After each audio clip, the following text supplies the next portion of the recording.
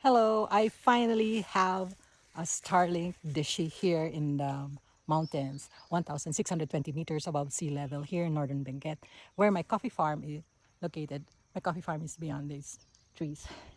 Now, the first time I got this was March 1 or 2, and I didn't install it right away here in my service address. I installed it in Manila. I applied for the portability, so I thought I could install it in Manila. But support told me that I should first set it up here in the service address before using the portability. And I think something got wrong with the update, so hindi natuloy yung update. It got stuck, so I never got connected. It was always disconnected. And I had this issue so much that Starlink decided to give me a brand new dishy. So this is my second Starlink, which was replaced within 2 weeks. And I got it April 12, and I just set it up here in Benguet. So my environment here is very forested. I'm surrounded by pine trees. So behind me is the north, and you can see that there's an obstruction there of those branches.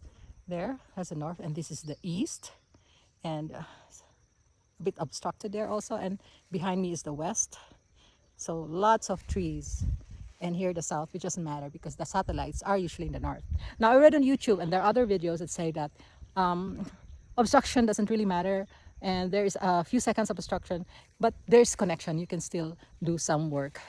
So I was able to connect it here. I got 150 feet cable, and I connected it from here, and then it goes to our house there. The modem is right there, the router, and I will just connect when I get back. So I had to put it up because the dogs might bite it, but the setup was pretty easy. It had updates for 15 minutes and it booted. A little problem came with communication, but then I just had to put the router's name. So here I am. I'm really enjoying this connection.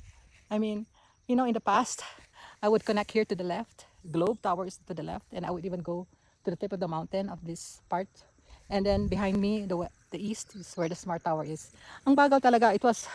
I could barely download items. Sometimes it would connect me at 4 in the morning, so I would wake up at 4 in the morning just to get connected. So I'm really grateful for this Starlink dishy and what it can do to those who are in the provinces, is in the rural areas where our mountains are covered by trees. And yeah, obstruction, that can do. I mean, I've been obstructed for many years here because of the limited internet that our telcos provided us. So yon, if you're thinking of getting a Starlink and you live in a remote area like the mountains, it's really worth it, especially if you have work online.